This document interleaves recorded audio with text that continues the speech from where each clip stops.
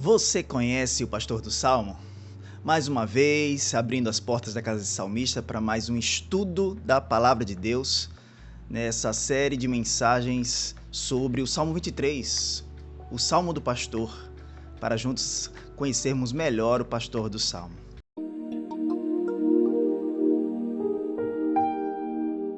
Só fazendo uma recapitulação sobre tudo que já falamos nas outras aulas, conhecemos que Davi ali estava falando sobre o pastor, um pastor que era muito próximo, um pastor que realmente tinha uma intimidade real com o salmista.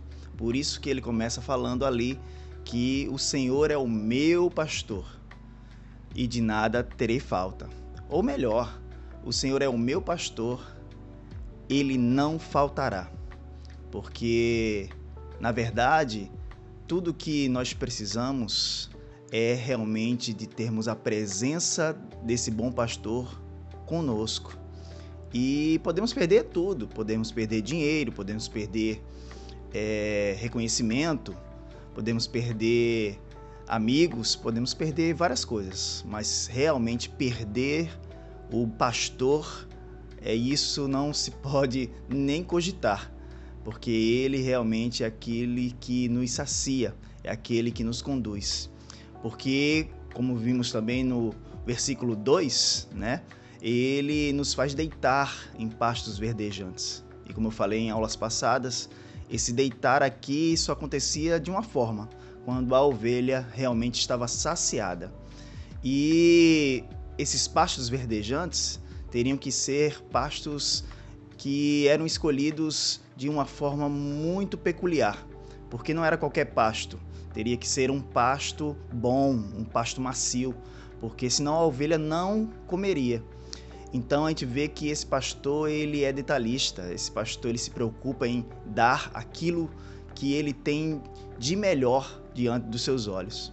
E nós também reconhecemos que a palavra de Deus é esse alimento.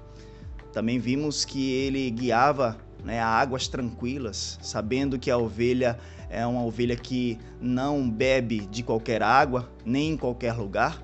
Primeiro por conta do perigo, porque, como a gente viu na aula passada, nós vemos que a lã, que é realmente um predicado, vamos dizer assim, é algo especial na ovelha, poderia também se tornar um instrumento para que ela viesse a se afogar, porque essa lã molhada pela água ficaria pesada e automaticamente levaria para as profundezas desse rio, desse oásis, e levaria essa ovelha a realmente se afogar. Mas ele ali com cuidado, muitas vezes até levando água à boca da ovelha, ele a faz beber dessa água e ser também ali saciada. E hoje a gente começa com o versículo 3, esse versículo 3 que diz assim: refrigera a minha alma, guia-me pelas veredas da justiça, por amor do seu nome. E a gente vê aqui que esse primeiro trecho desse versículo, refrigera a minha alma, dá a entender que ele restaura a alma daquela ovelha. Ele vê que aquela ovelha, depois de uma caminhada longa, muitas vezes chegava ali muito cansada, praticamente, vamos dizer assim, morta. Quem já não ouviu a expressão morto de cansado? Muitas vezes é assim que nós nos encontramos na caminhada da vida. Vivemos dias difíceis, dias de tensão, dias de tristeza profunda, mas ali o pastor, fazendo esse gesto de amor para com a ovelha, ali realmente alimentando essa ovelha, fazendo ela beber dessa água, dessa fonte de águas vivas que é o nosso Senhor Jesus, na prática para nós, espiritualmente falando, a gente se sente com a alma refrigerada, a alma restaurada. E a gente vê isso muito claramente, essa instrução, em um trecho do Evangelho de Mateus, que fica no capítulo 11, nos versos 28 a 30, que diz assim: Venham a mim todos os que estão cansados e sobrecarregados, e eu lhes darei descanso. Tome sobre vocês o meu jugo e aprendam de mim, pois sou manso e humilde de coração. E encontrarão descanso para as suas almas, pois o meu jugo é suave e o meu fardo é leve. Olha só que promessa maravilhosa.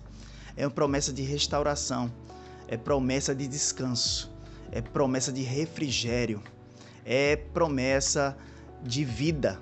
Então é como se o pastor estivesse dando vida a essa ovelha novamente. Que coisa maravilhosa é de saber que podemos contar com a ajuda do nosso bom pastor. E aí segue o versículo falando que ele guia, não é? Guia pelas veredas da justiça por amor do seu nome. Guiar aqui a gente também já nos reporta a aulas passadas, que fala sobre essa gerência do pastor. Esse pastor que chega e conduz com autoridade essa ovelha por caminhos que muitas vezes são difíceis, como sabemos, pois eles vivem ali num deserto. Lugares muitas vezes que são altos, montes, e a gente vê essa linguagem muito patente assim, muito presente, principalmente na literatura do Antigo Testamento, porque a gente vê ali o salmista falando: elevo meus olhos para os montes. Então a gente vê que a geografia, não é, da região onde Davi possivelmente está vivenciando esse salmo é realmente um lugar de difícil acesso, de difícil condução. Mas esse pastor com autoridade, sabendo por onde conduzir essa ovelha, guia essa ovelha. E guia também por lugares retos, porque ele fala de veredas. E o que é uma vereda? Vereda é um caminho estreito, é um caminho que é muitas vezes perigoso, é um caminho reto, que muitas vezes realmente é necessário ter essa sabedoria para conduzir a ovelha por esse lugar. Então, a gente vê que Deus é aquele que nos conduz a caminhos retos, por caminhos retos. E isso também é muito importante, porque nós vemos que em vários lugares nós não realmente temos a esperança de sermos conduzidos por caminhos retos, porque o mundo não nos leva por caminhos retos. O mundo quer nos desviar, o mundo quer nos levar a lugares que realmente não nos trazem paz. O mundo, muitas vezes, ele aponta para caminhos que realmente não são os melhores. Mas esse bom pastor, o nosso bom pastor, você pode dizer, o meu bom pastor, me guia pelas veredas da justiça. Por que justiça? Porque são caminhos que levam a gente viver a realidade que Deus quer para nós. E pensando nesse versículo também, eu lembro de uma passagem lá no Evangelho de João, no capítulo 14, versículo 6, que é tão conhecido nosso, onde Jesus diz: Eu sou o caminho, a verdade e a vida. Ninguém vem ao Pai a não ser por mim.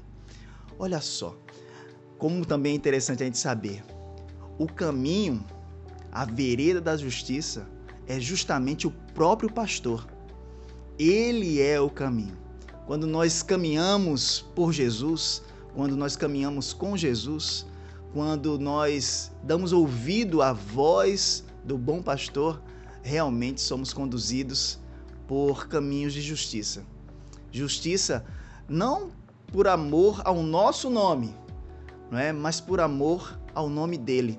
Um nome que tem que ser reverenciado, um nome que tem que ser realmente glorificado, homenageado, porque ele é aquele que é justo, ele é aquele que faz as coisas da maneira correta, e isso é bom de entender. e vemos que esse caminho não é um caminho, mais uma vez repito, um caminho fácil. Ele é um caminho estreito.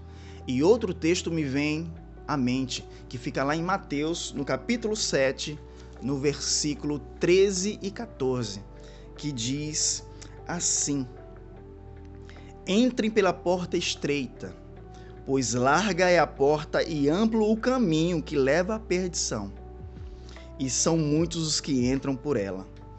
Como é estreita a porta e apertado o caminho que leva à vida, são poucos os que a encontram.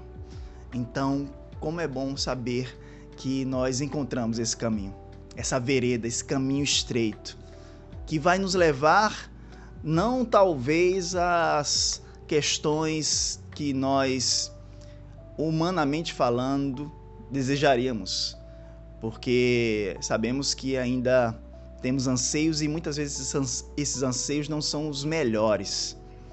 Mas aquele que é misericordioso, aquele que é bondoso, aquele que é gracioso, ele nos chama e nos conduz com autoridade por essa vereda, por esse caminho estreito, mas um caminho reto, reto para nos levar à vida eterna, reto para vivermos os planos de Deus para nós. Quão bom é saber disso, e que o nome dele seja glorificado, porque ele faz isso não por nós mesmos em relação à nossa vontade, mas ele faz isso por amor do seu nome, porque aquilo que ele promete, ele cumpre. Aquilo que ele determinou para mim e para você, ele vai cumprir. Quão bom é saber que esse Deus é o Deus que é o nosso bom pastor. Então, até a próxima aula, salmista. Glorifique a Deus, exalte o nome dele e que ele sempre seja realmente o seu bom pastor. E também eu quero te pedir, não esqueça aí de compartilhar esse conteúdo, não esqueça de comentar sobre esse conteúdo, que você fale aí sobre o seu bom pastor, o que você acha dele, como você tem glorificado o nome dele. Comenta aí, isso é importante para que nós possamos aí ter realmente esse feedback de vocês, se vocês estão gostando das aulas e se realmente tem edificado a vida de vocês. Então, fica com Deus, que Deus vos abençoe e que nós possamos prosseguir nessa caminhada de conhecer o pastor do Salmo. Até mais!